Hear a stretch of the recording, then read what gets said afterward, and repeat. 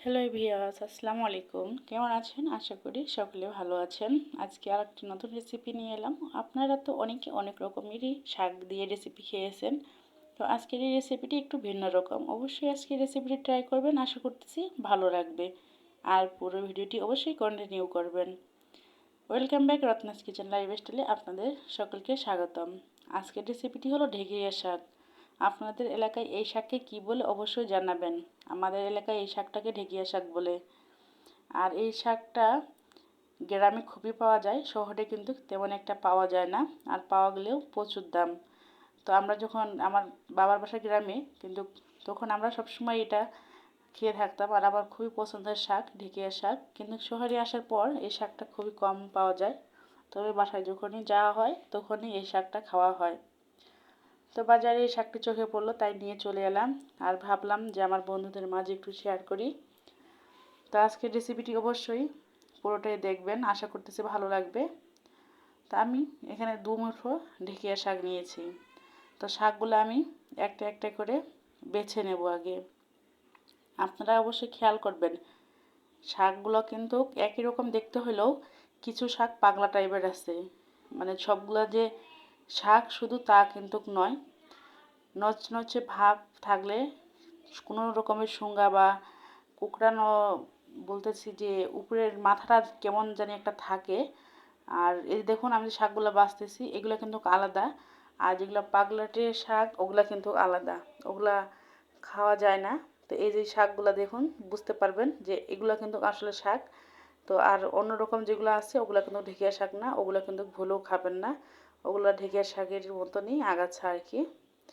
তো আমি প্রত্যেকটা শাক ভালো করে বেছে নিলাম। নেওয়ার পরে এখন আমি শাকগুলো কেটে নিচ্ছি। আসলে অনেকে শহরের লোকজন জানে না যে এই শাকটা আসলে কোনটা অরিজিনাল আর কোনটা না, তার জন্যই বলা আর কি। আমরা অনেকে না জানলে অনেক কিছুই, আর জানলে কিছুই না। তো আমি শাকগুলো একটু কেটে কেটে ছোট ছোট করে নিচ্ছি। তবে একদমই ঝুরঝুরি করা যাবে না, যেহেতু আমি এটা রান্না করব মাছ দিয়ে। তো অবশ্যই এটা ঝুরি করা যাবে না, একটু ছোট ছোট করে আর কি কেটে নিচ্ছি। আর আজকে আমি নদীর কিছু মিশালো মাছ দিয়ে আর কি এই শাকের রেসিপিটা করব। আপনারা অবশ্যই এইভাবে রেসিপিটা করবেন, খুবই মজাদার হয় এই রেসিপিটি।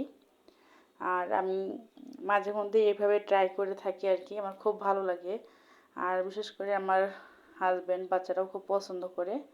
আর আমার ছোটো মেয়ে তো সব সময় বলবে যে আমি যা রান্না করি না কেন তার কাছে খুবই মজা হয়।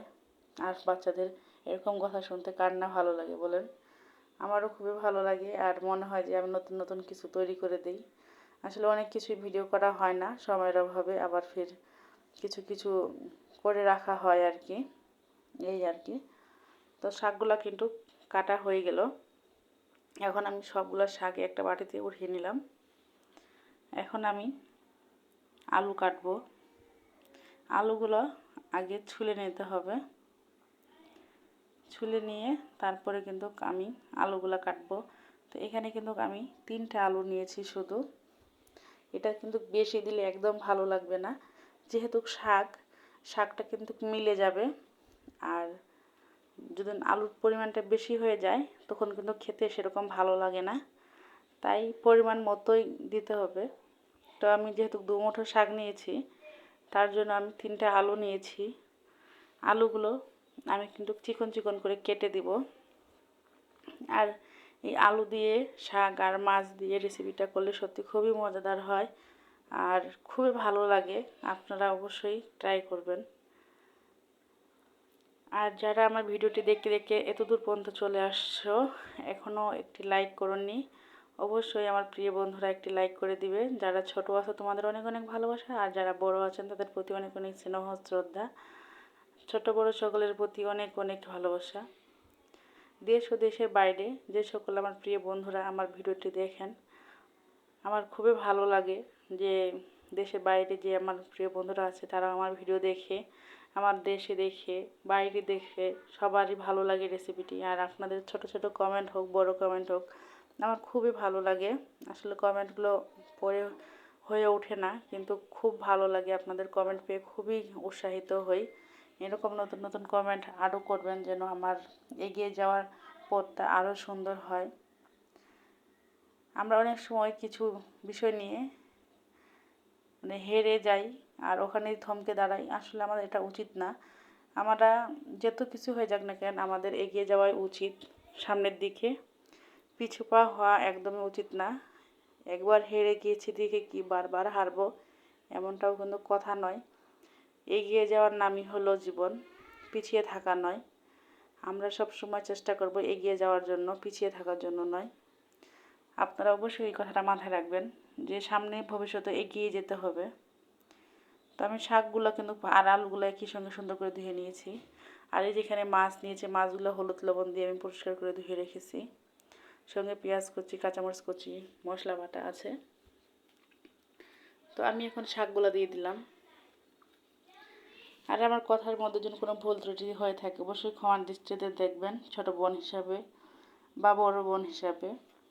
আমরা মানুষ মাত্রই কথার মধ্যে ভুল ত্রুটি হতে পারে, তার জন্য আগেই বলে দিচ্ছি যে ভুল ত্রুটি ক্ষমার দৃষ্টিতে দেখবেন আর আমার সঙ্গে থাকবেন যেন আমি আরও সামনে এগিয়ে যেতে পারি আপনাদের ভালোবাসায়। আমি তো একা একা এগিয়ে যেতে পারবো না আপনাদের ভালোবাসা ছাড়া। আশা করতেছি আপনারা সকলে আমার পাশে যেভাবে ছিলেন থাকবেন, আগামীতেও এভাবেই সাপোর্ট করবেন, ভালোবাসা দিবেন। একে অপরের পাশে থেকে এগিয়ে যাব ইনশাল্লাহ।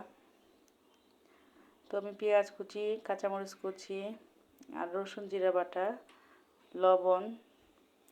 লবণটা স্বাদ মতো দিবেন। শাক থাকলে কিন্তু শাক মিলে যায়, আর পরবর্তীতে লবণটা বেশি হয়ে যায় তখন কিন্তু তিতো ভাব চলে আসবে, তাই পরিমাণ মতো দিতে হবে। আমি দিয়ে দিলাম হলুদ গুঁড়ো।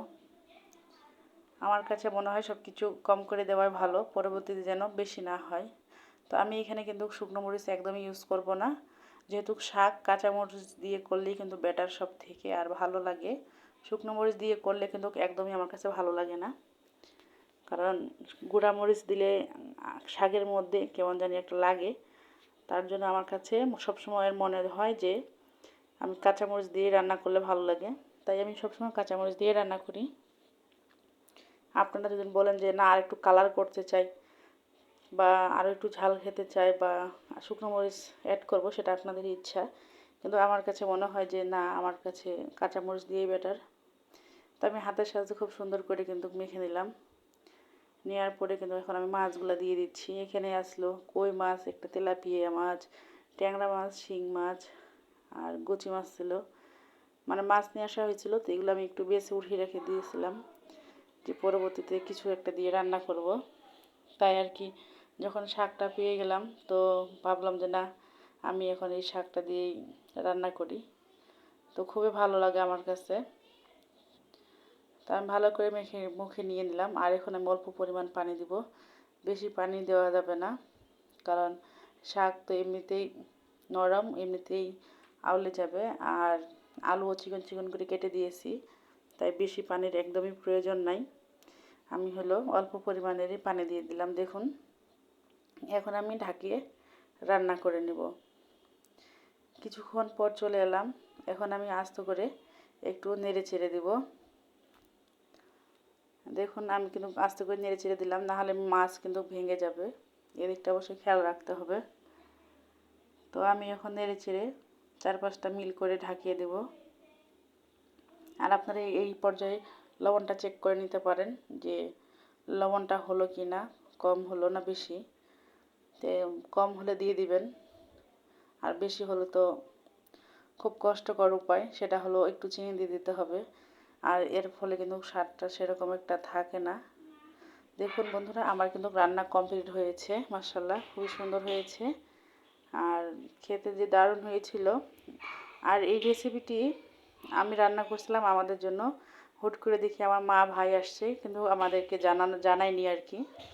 তো কী আর করার, সেটা দিয়ে তার সহ চালিয়ে দেওয়া হয়েছিল। যাই হোক, আজকের মতো এখানেই। আর আমার সঙ্গে থাকার জন্য অসংখ্য ধন্যবাদ। আল্লাহ হাফেজ, আসসালামু আলাইকুম।